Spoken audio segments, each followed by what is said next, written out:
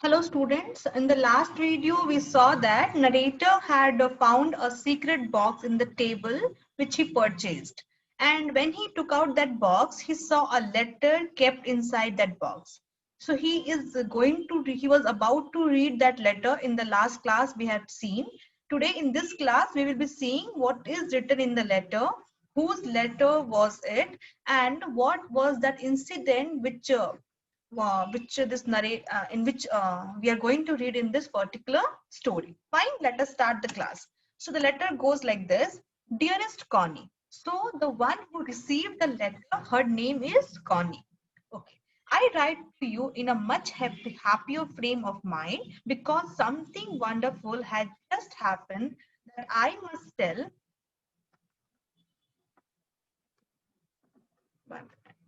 Yeah, you about at once. So this letter is written to a woman or a girl named Connie. In this letter, this person is telling that something very wonderful has happened with me today or the day before, and I want it to share with you. I'm feeling so happy that I cannot control my feelings, and I'm going to share what all things happened with me which made me so happier. We all were standing in our trenches yesterday morning, Christmas morning. So this is the story of this is the story which happened on the day of Christmas, on the eve of Christmas, and they all were standing in the trenches. What is the meaning of trenches now? The trenches is long, deep ditches, which is in the ground is being digged, and in under the ground, these soldiers are staying. They're staying and they're hiding, we can say, to save themselves from the enemy. So all these people, all these soldiers, they were standing in their trenches. Fine. It was crisp and quiet all about, as beautiful morning as I have ever seen, as cold and frosty as a Christmas morning should be. So the morning was very beautiful. It was quiet and calm everywhere. Even though the time is of war, we have seen in the last video that this story belongs to the time when World War One was going on. But still, as it is Christmas today, the morning seemed very beautiful. It was quiet and calm everywhere. I should like to be able to tell you that we began it, but the truth I'm ashamed to say is that Fridge began it. So something which has happened and which is going to be described in the story further. It happened, but this man, he's ashamed, he's feeling guilty, he's feeling sorry that it was not started by us, it was not started by the B soldiers, it was started by the other party, by the Fridge. Fridge means soldier. In Germany, in German language, we call soldier as Fridge. So this thing which happened with this man was started by initiated by French German soldier. First, someone saw a white flag waving from the trenches opposite. So as we already know that the story belongs to the time when World War One was taking place. So we know that this was the time when there were two parties, two different countries were fighting against each other. There were so many other countries also, but they were alliance actually. We'll not go into the history now. We will be in the story only. So this here in the story, there are two countries being described. That is, one is Britain and one is Germany. So this narrator or this man who is writing this story, he belonged to England, and all the soldiers, English soldiers, they saw a white flag waving from Germany side. So these soldiers, this French, they started waving a white flag. Then they were calling out to us from across no man's land, Happy Christmas, Tommy, Happy Christmas. So again, Tommy is a word which is used for British soldiers. Just like Fritz is used for German soldier, similarly Tommy is used for British soldiers. So these German Fritz, they started calling out to them, calling out to this Tommies that Happy Christmas, Merry Christmas. Okay. When we had got over the surprise, some of us shouted back, Same to you, Fridge, same to you. So when we saw that these peoples were wishing us Merry Christmas. So from our side also, few of the soldiers, few of the Tommies, they replied back, Merry Christmas to you back. We were in surprise. We were actually a little worried also because I actually thought that it is a plan by these French to attack on us. I thought that would be that. So I thought, ki, okay, this happened. They wished us Merry Christmas.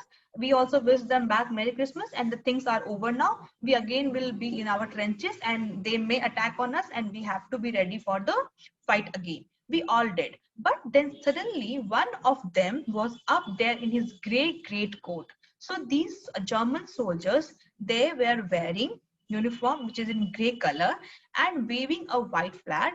Don't shoot, lads, someone shouted, and no one did. So we thought the man, this he is coming towards us, he is waving the flag, he is standing up for us because he wanted to shoot us. So someone from our side, he shouted, please don't shoot. Then nobody was there was no shooting going on, there was no rifles here and there. Then there was another fridge up on the parapet, and another. Keep your heads down, I told the men. It's a trick, but it wasn't. So we saw suddenly German French, they started walking towards us, crossing the no man's land, and one by one, the number of German soldiers started increasing. I thought it's a trick plan.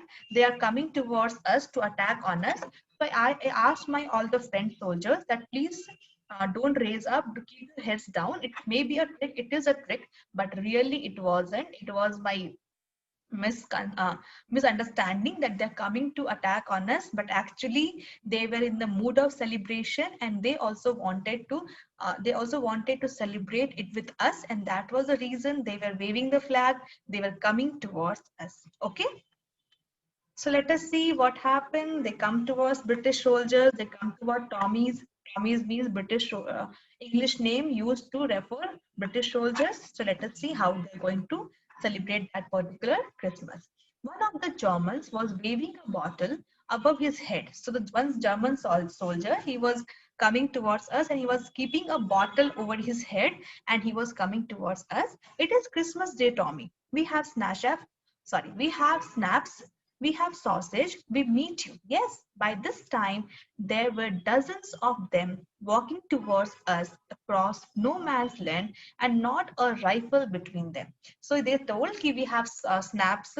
Snaps is a German drink made from grain, and so we are having these particular things, so let us come together and let us celebrate it.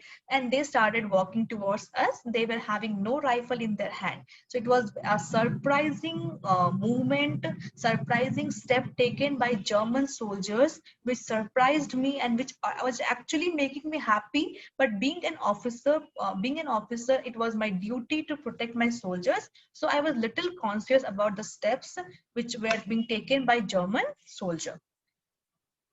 Little Private Morris was the first up. Come on, boys. So from our side here, there is a man soldier. His name is Private Morris. He just started telling us, let us all come together. Let us also be a part of the celebration. Let us not say no to them. What are we waiting for? And then there was no stopping them. So as he told, why we are waiting? What are we waiting for here? Let us go together there. And then our soldiers also started walking towards them and crossing the no man's land. No man's land, actually, it is a land between the two group of enemies, between the trenches of two group of enemies. I was the officer. I should have stopped them there and then. Being an officer, it was my duty to stop them because it was my duty to protect them from the enemies, I suppose. But the truth is that it never even occurred to me I should. I had to stop them, but it did not come and did not even hit my mind that I should stop them, because I was also flowing with this flow, and I was also happy to celebrate Christmas with German soldiers who are called Fritsch. All along their line and ours, I could see man walking slowly towards one another. Then all of a sudden, German soldiers were walking towards us. British soldiers were walking towards them, and the people started coming closer to each other, and the celebration was about to begin. Grey coats, khaki coats. So British soldiers, they were wearing Which colored coats? Khaki coats. German soldiers, they were wearing grey coats. Meeting in the middle, and I was one of them. I was part of this. In the middle of the war, we were making peace. Really, this is a great thing happened. And what does this tell to us? What does this convey to us? That these people who are fighting as soldiers on behalf of their respective country, actually they never want this war. They never want this war because it is them who are losing their lives. It is them who are staying away from their family and fighting all day and night and keeping their life on the risk. But if we go deep inside them, they never want these wars to take place. Right? That was the reason these soldiers also wanted to celebrate Christmas. They forgot that these British people, these British soldiers, they are their enemies. Yesterday itself, they both were fighting with each other. They both were fighting against each other, and they were trying to protect their country land. But today they forgot everything, and they are coming towards us, and they are giving us a chance to celebrate Christmas together. And there it was a war going on. The first world war was going on. The has not ended. The war had not ended, but still in the middle of the war, we two group of soldiers, Tommies and Fritz, were making peace together. But it will always remain in the back of my mind that it was started by Fritz, not by us or not by me. You cannot imagine, dearest Connie, my feelings as I looked into the eyes of the fridge officer who approached me, hand outstretched. Okay, so I can never forget that moment of time when a German soldier, German fridge, he came towards me, and he started talking to me, and we both started talking. And when I saw in his eyes that feelings which I got, that was really amazing feelings, and I cannot express into my words that what I felt, how I felt that time when he approached me and he introduced himself to me. Hansel, he said, gripping my hand warmly and holding it. So his name was Hansel, the soldier who came to me and started talking to me. His name was Hansel. He gripped my hand, and we both had handshaken. We both did handshaking. I am from Dusseldorf. I play the cello in the orchestra. Happy Christmas. So he introduced himself like this. I am Hansel. I belong to Dusseldorf, and I am a very fond of musical instrument, and also I used to play musical instrument cello, whose name is cello. Cello is just like a large violin, and he wished me Merry Christmas. So this man, his name is Hansel. So I also introduced myself. Captain Jim Macpherson, I replied. Happy Christmas to you too. I am a school teacher from Dorset in the west of England. So I am Captain Jim Macpherson. So the man who is writing this letter, his name is Captain Jim Macpherson. Okay, and he belonged to Dorset, a place in England, and he was working as a school teacher before he went to fight war. Actually, when this war started, no, in the World War started, all the families were supposed to send their son to fight this war because there were very less soldiers with British, and they asked all the family to send their son and help them in fighting the war. Ah, Dorset, he smiled. I know this place. I know it very well. It seemed he had heard about our place, Dorset, and he knew it very well. We shared my rum ration and his excellent sausage. So he brought his sausage with him, and I was having rum ration, and we both shared our things with each other, and we talked. Connie, how we talked, and being enemies, being the enemies and belonging to different countries, we were talking to each other, and that moment was so wonderful for me, was so memorable for me that I cannot explain you how was I feeling that I am talking to a man with whom I was fighting yesterday. He approached me, and we are sharing our details, we are sharing our life with each other.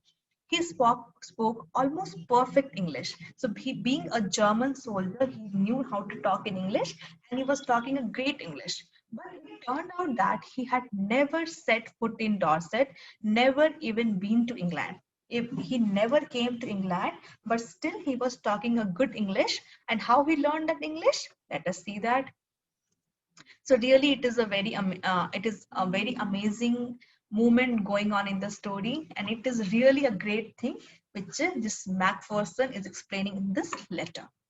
He had learned all he knew of England from school and from reading books in English. So Connie, they also teach their students, they also teach their kids about our England. And he got to know about Dorset, about he had learned English reading in the books which was taught in their schools. It's a great thing, right?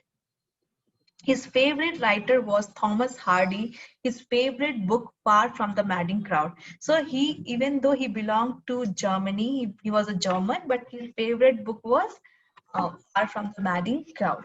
So out there in no man's land, we talked of Bathsheba and Gabriel Ock and Sergeant Troy and Dorset. So we were talking and sharing all the things, and we were happily talking with each other. He had a wife and one son born just 6 months ago. So this man who is fighting here, Hans, he had a son just 6 months old, and he was here. He has left his son in his home, and he was here to fight for his country. As I looked about me, there were hurdles of khaki and grey everywhere, all over no man's land, smoking, laughing, talking, drinking, eating. So I just saw, when I just looked aside and when I turned my face everywhere, I could see this grey coats and the khaki coats. Grey coats means German soldiers, khaki coats means British soldiers. They all were mingling with each other. They were talking with each other, laughing together, drinking together, smoking together, and they were having lots of fun together on the eve of Christmas. Hans Wolf and I shared what was left of your wonderful Christmas cake, Connie. So the cake which you sent to me, I shared with him also. He thought the marzipan was the best he had ever tasted. I agreed. We agreed about everything, and he was my enemy. So we were while talking, I got to know that we had so many things in common. Our thoughts were not that different, but we were enemy by chance. We were not friends, even though we shared our things, even though we shared our secrets, even though we shared about our belongings. And we when he was sharing his things, I was agreeing to his points, he was agreeing to my points, but we were enemy to each other. There never was a Christmas party like it, Connie. So it was really surprising, amazing thing happening with me that day. I could have never imagined that this day will come ever in my life, that we were making peace in between the war. I was talking to a German soldier. I was telling him about my belongings, about my life, about my wife, and he was also sharing his details with me. We were agreeing to each other's point. We were happily talking with each other, but we were enemy at the end of the day. Fine. So really an amazing story, students. Okay. Then someone I don't know who brought out a football. And then there was a time when we started playing football. Great courts were dumped in piles to make goalposts. And the next thing we knew, it was Tommy against Frisch out in the middle of no man's land. So the football match started between whom? Between this grey coats means German soldier and Tommies means British soldiers. Hans Wolf and I looked on and cheered, clapping our hands, stamping our feet to keep out the cold as much as anything. And we both were not playing, but we were cheering the players who were playing. There was a moment when I noticed our breaths mingling in the air between us. He saw it too and smiled. Jim Macpherson, he said after a while, I think this is how we should resolve this war. And he told, this is how we should resolve this war. We should end this war, and we should come out peacefully. We should stay peacefully. There is no need of this war. A football match. No one dies in a football match. No children are orphaned. No wives become widows. So he said the war should be like this, that nobody should lose their life, because it is these soldiers who lose their lives for the country, whose wife become widow, whose children became orphan once the soldiers dies. And why we are fighting? What is the need of fighting? We should not fight, no. If there's some misunderstanding, if there's some issues going between the country, they can sit and sort it out. There is no need of fighting just to prove that I'm super country, I'm superior than you. So he was telling that, let wish that our war should also be just like football match. We are having a match, we are having a competition, but there is no loss of life. I would prefer cricket, I told him. Then we Tommies could be sure of winning, probably. We laughed at that, and together we watched the game. Why is that? We know that England is famous for cricket. We told, okay, but good, your thoughts are very good, but I would prefer playing cricket because we can win it, and we laughed together. Connie Fridge won, goes to one. But as Hans was generously said, our goal was wider than theirs, so it wasn't quite fair. So, but even the Fridge won, his party, his team won, but he said, okay, because why we won? Because our goal was wider than yours.